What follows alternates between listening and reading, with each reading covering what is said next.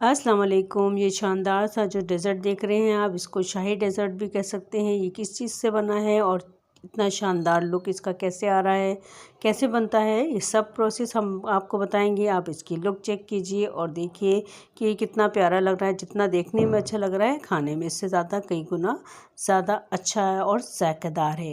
ये बेहतरीन सा शाही डेज़र्ट किस तरीके से बना सकते हैं, आइए स्टार्ट करते हैं। शुरू अल्लाह के नाम से।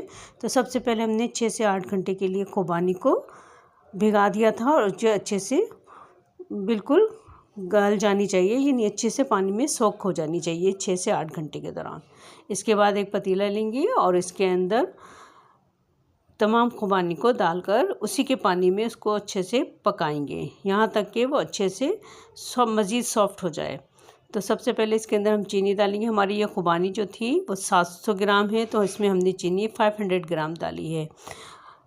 आप चाहे तो बराबर का बराबर भी चीनी डाल सकते हैं, लेकिन अगर कम खाना पसंद करते हैं तो 500 ग्राम आप इसमें चीनी डालिए। तो जो शाही डेज़र्ट की बात करी थी, जी हाँ, ये वही शाही डेज़र्ट है, यानी खुबानी का मीठा, जो कि बहुत अरसे से गुम हुआ है, नापैद हुआ है। तो आज सोचा कि क्यों ना इस रवायत को फिर से जगाया जाए। तो हमने ये डेज़र्ट बनाने की सोची। तो इसको हमने अच्छे से कुक कर लिया। इसके बाद इसको ग्राइंड कर लिया और थोड़ा जो पानी बचा था उसी के अंदर वापस उसको डाल दिया। थोड़ा सा पानी डालकर उसको अच्छे से ग्राइंड कर लिया।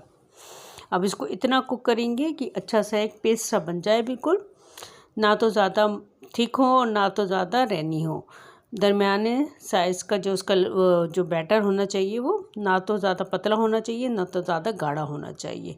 इस तरीके का बैटर तैयार हो गया है। ये देखिए, आपको नज़र आ रहा है। इसमें आप कलर भी इस्तेमाल कर सकते हैं। फूड कलर अगर डालना चाहें तो डालिए, नहीं डालना चाहते हैं तो स्किप भी कर सकते हैं। अब चीनी भी इसमें अच्छे से घुल चुकी है और अच्छे तरीके से पल्प भी पिस चुका है। तो इसको रख देते हैं। दूसरी तरफ आ जाते हैं हम अपने कस्टर्ड बनाने के लिए, जो कि इस डेज़र्ट के साथ इस्तेमाल होता है, कंपलसरी है बिल्कुल।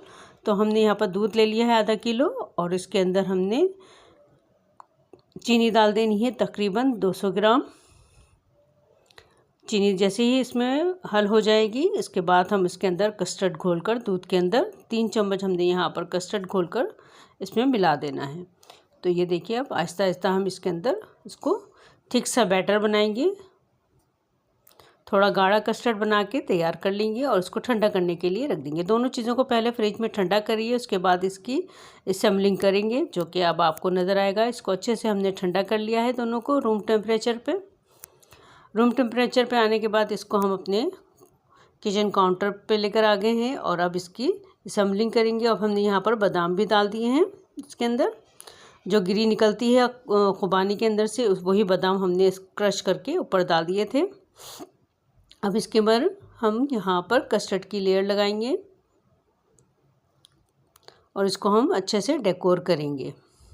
तो यहाँ पर हम मज़ीद बादाम डाल रहे हैं इसको, ताकि अच्छा सा सजा दें और खाने में बहुत ही ज़्यादा टेस्टी और मज़ेदार सा ये डेज़र्ट तैयार होता है, खुबानी का मीठा, जिसे उर्फ़ आम में खुबानी का मीठा कहते हैं।